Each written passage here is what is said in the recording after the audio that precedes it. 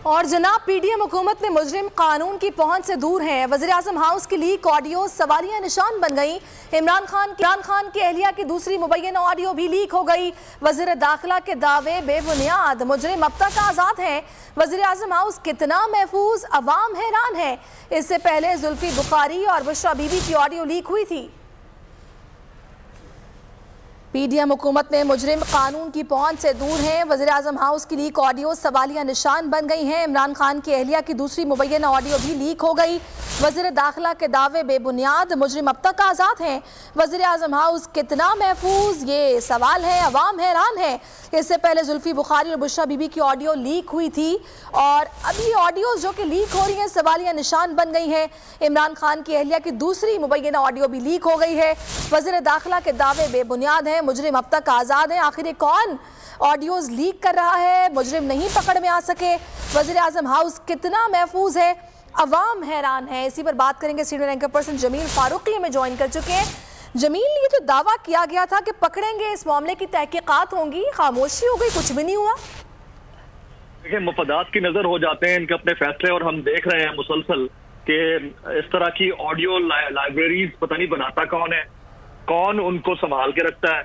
मतलब हद होती है। आप किसी एक चीज की तहकीक तो कर दें, या आपका प्राइम मिनिस्टर हाउस ना हो गया, कोई मजाक हो गया। इंटरनेशनली हम मुंह दिखाने के लायक नहीं रहे हमारी। और उसके ऊपर आपके जो प्राइम मिनिस्टर थे वो खुद आकर बयान देते हैं कि यानी वो एंडोर्स करते हैं, जैसे उनकी अपनी ऑडियो थी एक पॉइंट पे आकर। अभी ये वाली जो मुबैयना ऑडियो है, जुल्फी बुखारी साहब पहले उसका डिनायल दे चुके हैं।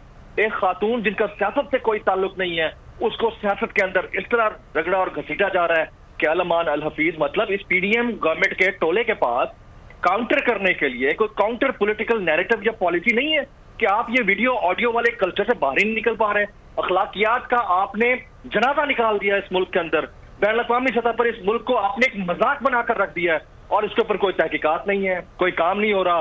वज़ीर दाखिला साहब रोजाना आते एक नया दावा करते हैं, एक नए अंदाज से लोगों को नए अंदाज से ग्रिल करके चले जाते हैं।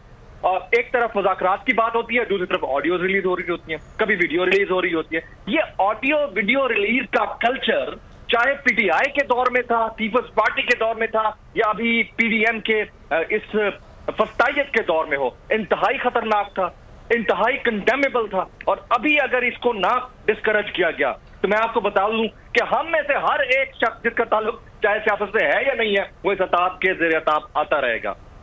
सही। तो जमील, मुझे ये भी बताइएगा कि अभी ये जब सारा ये मामला खुला है, उस पर वज़ीर दाखिला ने दावा किया था कि इस मामले पर तहकीकात होंगी। जब सहाफ़ी सवालात करते हैं तो वो जवाब क्या देते हैं? कोई मौक़िफ़ उनकी तरफ से आया सामने? सबसे पहले सहरिश अपनी मनपसंद सहाफ़ी वो बुलाते हैं, सवालात लिखे हुए होते हैं। तहकीकात क्या खास करेंगे? जिस चीज से इनका नजरिया जरूरत पूरा होता है उसके ऊपर कभी तहकीक नहीं होगी। यह आपकी और हमारी खाम ख्याली है। यानी अगर ये वाली ऑडियोज या वीडियोज इनको डेंट पहुंचा रही हो तो इन्होंने फौरन तहकीकात कर देनी है। अगर उससे इनको फायदा हो और किसी खातून जिसका सियासत से कोई ताल्लुक नहीं है, उनके और उनके हस्बैंड के कैरेक्टर को डैमेज पहुंच रहा है, तो इनके लिए बेहतर है। तो क्या ये तहकीकात कराएंगे और क्या सवालात के जवाब देंगे और क्या कौम की उमंगों के तर्जुमान बनेंगे? मैं मतलब बड़ा ये अफसोसनाक है। इन ऑडियो वीडियो कल्चर से अब इस मुल्क को निकल जाना चाहिए। और हमारे हम न्यूक्लियर स्टेट है, इस्लामिक वर्ल्ड की पहली न्यूक्लियर स्टेट है, दुनिया का 7वां न्यूक्लियर मुल्क है। हमारे मुल्क के अंदर अगर हम ये दुनिया को बताते हुए शर्म महसूस नहीं कर रहे कि भाई हमारे मुल्क का वज़ीर आज़म ऑफिस या हाउस जो है वो सिक्योर नहीं है, तो फिर हमें अपने जो तमाम तर लाइन्स ऑफ एक्शन है उनको दुरुस्त करने के हवाले से इतने बड़े बड़े दावे नहीं करने चाहिए। वज़ीर दाखिला मौसूफ कौन सी सियासत की बात करते हैं इस मुल्क के अंदर? इंतहाई अफसोस के साथ कह, सवाए इंतकाम के कुछ है नहीं। इस मुल्क में सहाफियों को बरहना कर दिया जाता है। इस मुल्क के एक अजीम सहाफी को वर्ल्ड टेलीविजन से मुंसलिक थे, कीनिया के अंदर उनका हेडशॉट लिया जाता है। इनकी तरफ से, हुकूमत में बैठे हुए लोगों की तरफ से एक दफा कंडेमिनेशन नहीं आई, एक दफा उसके ऊपर बयान नहीं आया मजम्मती।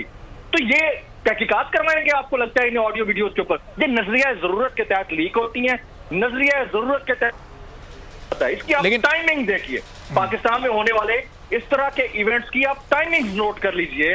हर 2-4 हफ्ते के बाद आपको एक मखसूस टाइम पे, अब आप सबको पता है कि कल खान साहब 17 तारीख को ऐलान करने जा रहे हैं असम्बलियां तहलील करने का। उससे पहले इस तरह की मुबैना ऑडियो के रिलीज होने का पर्पस क्या हो सकता है? सिर्फ और सिर्फ लेकिन ये बात ध्यान में रखिएगा, आप इमरान खान से मुताल्लिक कुछ भी कर दे, पब्लिक में एक ऐसा बुत खड़ा हो गया है जिसकी परस्तिश एक अरसे से करना शुरू की है और उससे पीछे नहीं हटेंगे। अब जमील ये भी कहेगा जमील कि ये इशू, ये जो ऑडियो लीक में असल तहकीकात क्यों नहीं हो पा रही है, इंटेंट का इशू है यानी नियत ही नहीं है, या फिर ये कैपेबिलिटी का इशू है कि अहलियत ही नहीं है इस हुकूमत की इस तरह की कोई साफ शफाफ तहकीकात करवाने की? देखें, कैपेबिलिटी जहां आपको जरूरत होती है ना, वहां आप तैयारे भेजकर भी ना एक शख्स को दूसरे एक सूबे से inter provincial travelling on A VIP protocol आप करवा रहे होते हैं। एक आप उसको इस तरह से कमर्शियल फ्लाइट से दूर रखते हैं। आदम स्वाति की बात कर रहा हूं, जब आपको जरूरत होती है। सारा मसला नियत का है, इन्नमल आमाल बिन्नियात। अगर ये करना चाहे तो बहुत कुछ हो सकता है, अगर ये ना करना चाहे तो कुछ नहीं हो सकता। आप अंदाजा लगा लीजिए, हम एक ऐसे सैड स्टेट ऑफ अफेयर्स को रिप्रेजेंट करते हैं जहां एक प्राइम टाइम सीनियर जर्नलिस्ट के मर्डर के ऊपर 42 दिन के बाद एफआईआर दर्ज करने की बात होती है।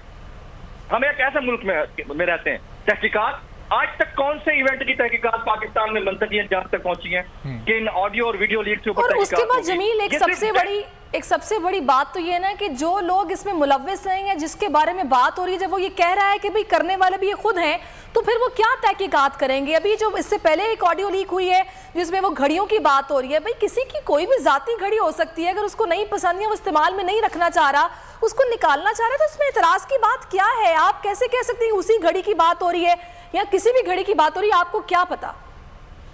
देखें, ये सिर्फ और सिर्फ असैसिनेशन होती है कैरेक्टर की।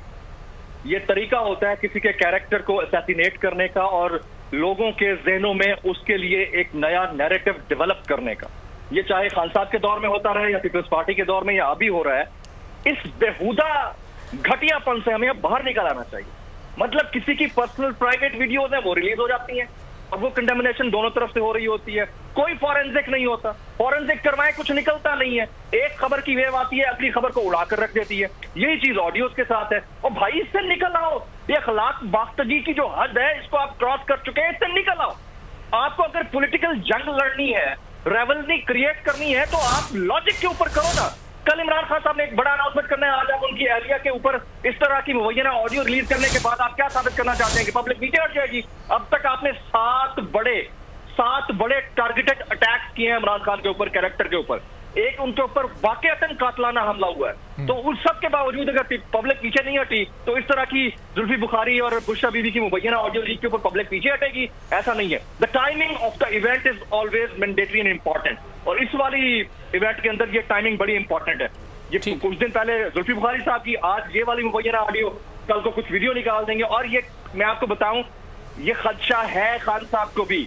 मैं जब मीटिंग में बैठा था और इंटरव्यू किया, उनको ये खदशा है कि इस तरह की कैरेक्टर असैसिनेशन अटेम्प्ट्स मजीद बढ़ेगी। एक तो वैसे ही टारगेटेड असैसिनेशन अटेम्प्ट हुई है ना, कैरेक्टर असैसिनेशन अटेम्प्ट बढ़ेगी ताकि लोगों के दिलों में उनसे मोहब्बत को निकाला जा सके। तो भाई ये किसी के लिए भी हो, ये इंतहाई अफसोसनाक है। यार आप उस हद तक क्यों गिर रहे हैं जिस हद तक आपको नहीं गिरना चाहिए? ये लाइब्रेरीज कौन चला रहा है? सोचने वाली बात है ना। इस तरह की लाइब्रेरीज को संभालता कौन है? यानी किसके पास इतना फालतू टाइम है यार? किसके पास इतना फालतू टाइम है दुनिया में? इस मुल्क के अंदर लोग भूख मर रहे हैं, सैलाब जदगान के पैसे खा गए हैं लोग, उनको फंड्स जारी नहीं हो रहे। यहां से 7.5 लाख नौजवान पढ़ने लिखने के बाद मुल्क छोड़कर चले गए। यहाँ पर 50,000 से ज्यादा इंजीनियर और डॉक्टर्स इस मुल्क से बाहर नौकरी तलाश करने के लिए मुल्क छोड़ चुके हैं। तो आप अंदाजा लगा लीजिए कि हमारी प्रायोरिटीज क्या है। ये प्रायोरिटी है हमारी कि इसने ये कर दिया, उसे हे एंड से के ऊपर हमने मुल्क चला रहे हैं। ये कौन कर रहा है? इसको तो क्लियर करना चाहिए, यानी इससे बाहर निकल आए। छोटा सा कोई ट्वीट करता है, लोगों को उठा लिया जाता है, और यहाँ पर पूरी ऑडियो वीडियो लीक हो रही है। इंतहाई अफसोसनाक है। सही, और टाइमिंग भी बड़ी इंपॉर्टेंट है जमील, और जाहिर मकसद भी यही है कि कल जो बड़ा ऐलान होना है उससे लोगों की तवज्जो हटाई जा सके। चूंकि अब एक मखसूस चंद मीडिया ग्रुप्स इस खबर को लेकर बहुत इस पर बात करेंगे, इस पर तज्जिए और तबसरे लिए जाएंगे, और फिर कल कोई इस तरह की चीज करने की कोशिश की जाएगी, इस ऑडियो में से कोई ऐसी बात निकाली जाएगी जो कल के ऐलान पर असरअंदाज हो सके।